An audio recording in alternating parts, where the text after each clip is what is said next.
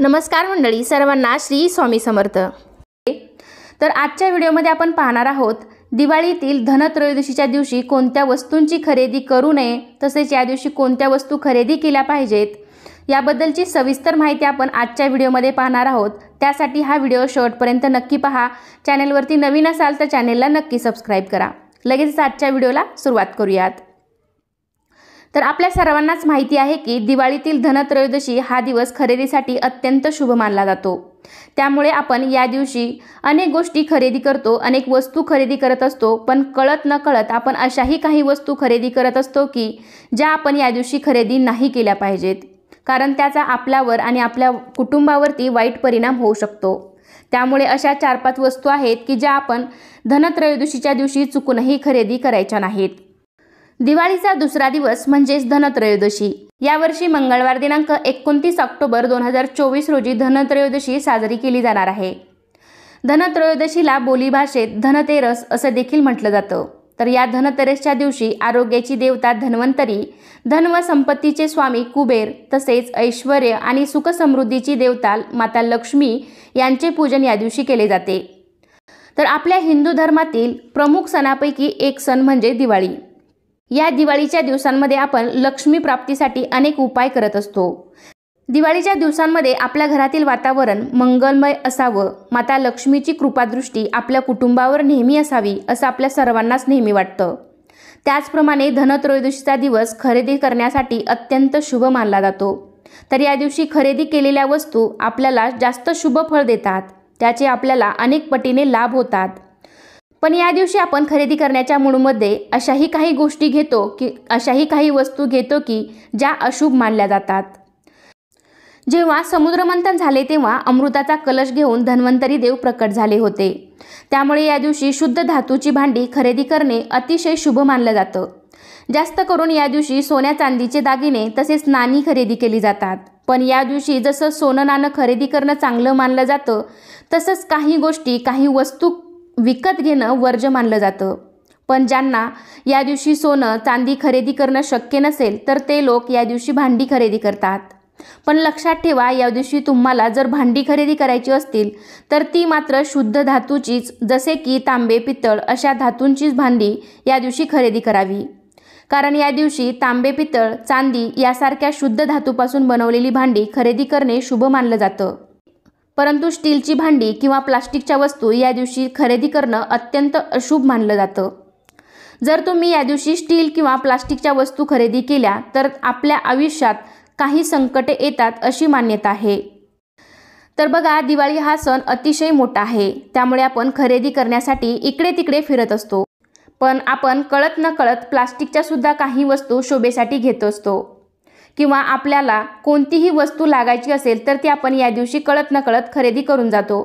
पण लक्षात ठेवा, या दिवशी चुकून सुद्धा तुम्ही प्लास्टिकच्या किंवा स्टीलच्या वस्तू खरेदी करायच्या नाहीत। जरी तुम्हाला या दोन्हीपैकी कोणत्या वस्तू गरजेच्या वाटत असतील तर त्या तुम्ही दिवाळी होण्यापूर्वी खरेदी करू शकता आणि धनत्रयोदशी झाल्यानंतर मग त्या वस्तू वापरायला काढू शकता। मात्र या दिवशी कोणताही विचार न करता तुम्ही शुद्ध धातू म्हणजेच तांबे पितळ चांदी यासारखी भांडी खरेदी करू शकता। पण ते घरी आणताना लक्षात ठेवा, त्यात तांदूळ किंवा पाणी भरून आणावे, कारण या दिवशी घरात रिकामी भांडी आणणे सुद्धा अशुभ समजलं जातं। त्यामुळे आपण यामध्ये तांदूळ किंवा पाणी भरून आणू शकता। त्याचप्रमाणे या दिवशी आपण ॲल्युमिनियम आणि लोखंडाची भांडी सुद्धा खरेदी करायची नसतात। लोखंडाचा संबंध शनिदेवाशी आहे। लोखंडावर शनिदेवाचा प्रभाव असतो। त्यामुळे धनत्रयोदशीला लोखंडाची कोणतीही वस्तू खरेदी करू नका। जर लोखंडी वस्तू खरेदी केली तर आपले आर्थिक नुकसान होऊ शकते। जर अगदीच आवश्यक असेल तर धनत्रयोदशीच्या आदल्या दिवशी किंवा 1 दिवसानंतर खरेदी करा। बरेच जण या दिवशी गाडीची खरेदी करतात। या दिवशी गाड्यांवर बऱ्याच ऑफरही असतात, पण जर तुम्ही गाडी घेणार असाल तर ती अवश्य घ्या, पण त्याचं पेमेंट 1 दिवस आधी करून धनत्रयोदशीच्या दिवशी गाडीची डिलिव्हरी घ्या। त्याचप्रमाणे या दिवशी ॲल्युमिनियम सुद्धा खरेदी करू नका। ॲल्युमिनियमची खरेदी केली तर मोठी समस्या निर्माण होऊ शकते। ज्योतिषशास्त्रानुसार, वास्तुशास्त्रानुसार ॲल्युमिनियमला अशुभाचे प्रतीक मानले जाते। असं म्हणतात की ॲल्युमिनियम धातूवर राहूचा प्रभाव जास्त असतो, त्यामुळे इतरही शुभ ग्रह प्रभावित होतात। तसेच ॲल्युमिनियमचा वापर वास्तुशास्त्र, आरोग्य आणि ज्योतिषशास्त्राच्या दृष्टीने वाईट मानला जातो, कारण या धातूपासून बनवलेली एकही वस्तू पूजेमध्ये वर्ज्य मानली जाते। त्यामुळे या दिवशी कोणतीही ॲल्युमिनियमची वस्तू, लोखंडाची भांडी, तसेच ॲल्युमिनियमची भांडी, स्टीलची भांडी, प्लास्टिकच्या वस्तू खरेदी करू नका। तसेच धनत्रयोदशीच्या दिवशी तीक्ष्ण किंवा धारदार वस्तूसुद्धा खरेदी करू नयेत। या दिवशी सुया देखील खरेदी करू नयेत, तर अशा वस्तू घरात अशांतता आणि कलह निर्माण करतात। या दिवशी कोणतीही धारदार वस्तू खरेदी करू नका, जसे की कात्री असेल, चाकू, विळी किंवा एखादं हत्यार असेल, तर त्यामुळे तुमचं खूप मोठ्या प्रमाणात नुकसान होऊ शकतं। सहसा वारंवार अशा गोष्टी आपण खरेदी करत नाही, पण एकदा का आपण खरेदीसाठी बाहेर पडलो तर आपल्याला ती वस्तू नेमकी लागणार असते आणि आपण ती अचानक घेऊन टाकतो। पण कळत नकळत अशा शुभ दिवशी तरी तुम्ही चांगल्या वस्तू घेण्याचा प्रयत्न करा, त्याचं तुम्हाला जास्त शुभ फळ मिळेल। काही लोक धनत्रयोदशीला काचेची भांडी किंवा इतर वस्तू खरेदी करतात। काच राहूशी संबंधित मानला जातो, त्यामुळे धनत्रयोदशीच्या दिवशी काच खरेदी करणं सुद्धा किंवा काचेच्या वस्तू खरेदी करणं सुद्धा टाळावं। त्याचबरोबर काळा रंग हा कोणत्याही पूजेसाठी अशुभ मानला जातो, त्यामुळे धनत्रयोदशीच्या या पवित्र दिवशी घरात कोणतीही काळी वस्तू आणू नका, हे देखील अत्यंत अशुभ आहे असं मानलं जातं। काळा रंग हा नकारात्मकतेचा स्तोत्र आहे।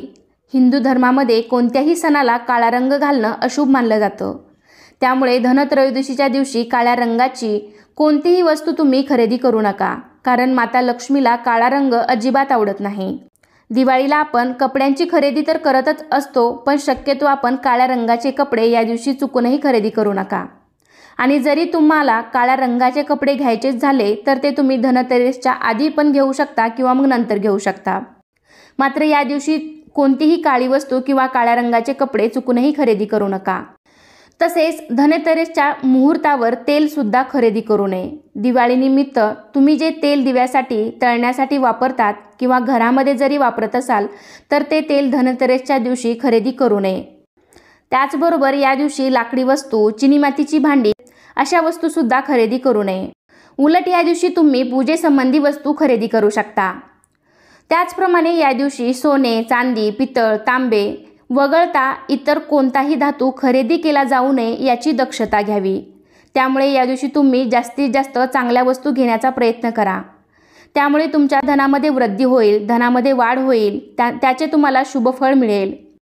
जरी या दिवशी तुम्हाला सोनं चांदी खरेदी करणं शक्य झालं नाही तरी तुम्ही छोट्यातील छोटी वस्तू पूजेसंबंधी किंवा या दिवशी प्रत्येकाने नवीन झाडू तरी खरेदी केलाच पाहिजे। तर अशी कोणतीही छोटी वस्तू तुम्ही या दिवशी खरेदी करू शकता। तर अशा प्रकारे आजच्या व्हिडिओमध्ये मी तुम्हाला धनतेरसच्या दिवशी कोणत्या वस्तूंची खरेदी करावी, कोणत्या वस्तूंची खरेदी करू नये अशी संपूर्ण माहिती देण्याचा प्रयत्न केलेला आहे। तर कसा वाटला तुम्हाला आजचा व्हिडिओ मला नक्कीच कमेंटद्वारे सांगा। व्हिडिओ आवडला असेल तर व्हिडिओला लाईक करा, तुमच्या फ्रेंड फॅमिलीमध्ये शेअर करायला विसरू नका। चला तर पुन्हा भेटूया अशाच एका छानशा आणि माहितीपूर्ण व्हिडिओमध्ये। तोपर्यंत धन्यवाद। श्री स्वामी समर्थ।